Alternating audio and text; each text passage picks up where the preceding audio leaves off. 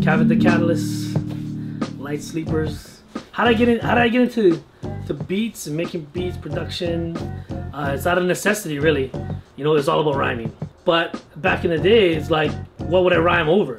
So that's how I started buying the 12-inch singles, because I started realizing they had an instrumental on the other side. So I'd buy, you know, Gangstar singles and, you know, buy all these singles and then rhyme over those instrumental. And then from there, I had all these records, right? And I said, oh, why don't I start mixing these records? So I ordered 2 Gemini belt-driven turntables with a Scratch Master mixer in it from New York. Money order. Took like almost a month. I thought they ripped me off. Upstairs Records in New York. And it came in the mail. Boom, happiest day of my life.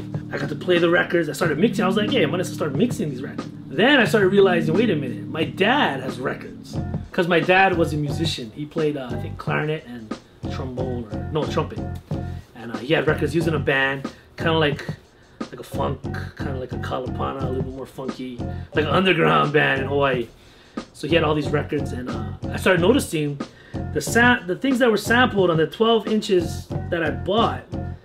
I think I heard that on my dad's records. So I was thinking, wait a minute, I swear I know where that sample is.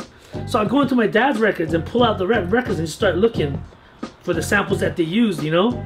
Like, oh, hey, Dad. And then I'd find the sample and be like, oh, dude, I found the original sample. That's crazy. I didn't know that Nice and Smooth used this, or I didn't know, like, you know, Black Sheep used that, or Tribe used this, and I'd be bugging out. So that's when I ordered the Gemini, a Gemini sampler. It's like about that big, the big old black pad, had like 6 little buttons and sampled about 3 seconds each button. So I'd take the same records that Lord Finesse sampled, or, you know, Digging into Crates or Premiere. I find those records, you get those drum breaks and just chop them on that 3-second straight gritty analog sampler. And I just started making beats, man, just that. And then eventually bought like a Tascam Portal 1 4-track, analog tape 4-track.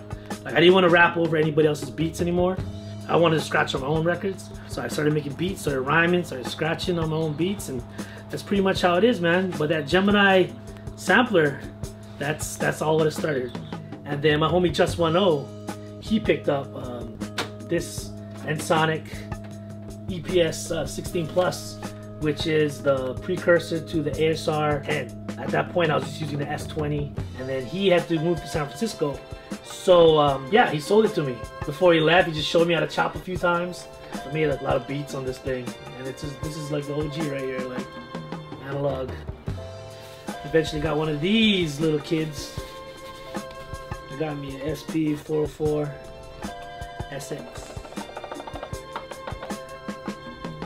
Because I made beats and I felt that there needed to be a new avenue for producers to kind of meet, to share ideas, to have other people listen to their music, to get critique, to learn about the newest hardware and software.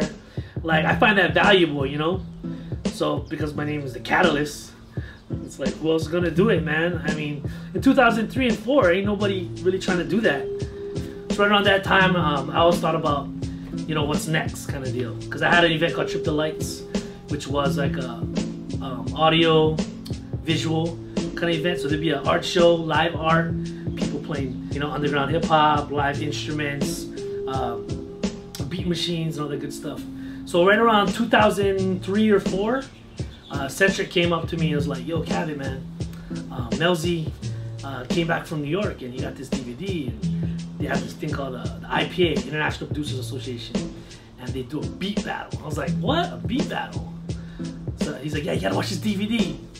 I told him, oh man, you gotta check this out. So I showed it to him, and then he was stoked.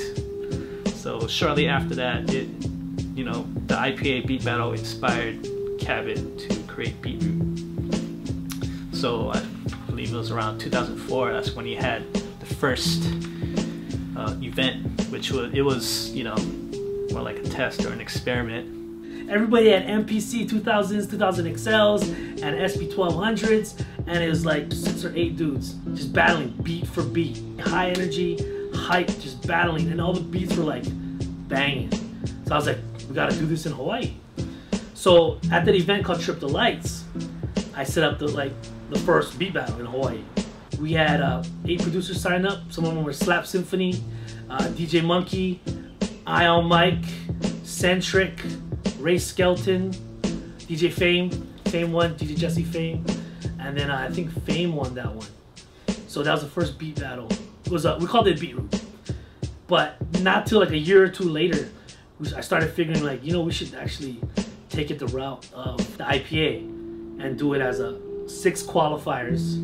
One of the qualifiers will battle at a grand championship. You know, at first I used to do it as an event, a monthly event. Then I started seeing that the attendance started dropping, and I guess people started getting uninterested. I think it's because like when you give it to them so much, people just take it for granted, you know. And that's how I felt. I was doing these dope beat battles with Hawaii producers every month, and yeah, it was $5. But I mean, where else are you gonna see that? They weren't even doing that in LA. I mean, in other states, they weren't doing what we're doing. But I think Hawaii, I felt like Hawaii took for granted, and they stopped coming. The numbers started shrinking, and yeah. So I got a tip from Lael's Beats. The Easy Music might be interested in sponsoring it. So we moved it to Easy Music, and we had it free every Thursday, one Thursday of every month, free qualifier.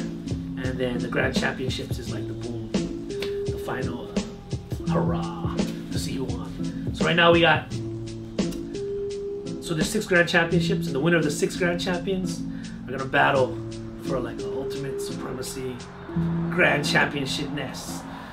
So what is my drive? My drive is to get people on, you know. I felt that I've been put on, so it's time to like, you know, share the love. So hopefully everybody can network and connect, and maybe somebody one day will get a Grammy. Maybe somebody one day will hear the song on the radio, you know, or something to that extent. And that'd be awesome. It'd be Hawaii. It'd be like a Beatroot alumni, you know. Like you say you graduated from Harvard or Yale. You're like, man, I graduated from Beatroot. And you know, that's where I started, you know what I mean? Now I'm like doing all these things. And hopefully they can bring it back to Beatroot, showcase, you know, maybe do a class, you know, speak on it, you know what I mean? Speak on the industry, speak about beats, speak about their experiences, just take it full circle, just keep it going. So that's pretty much Beatroot.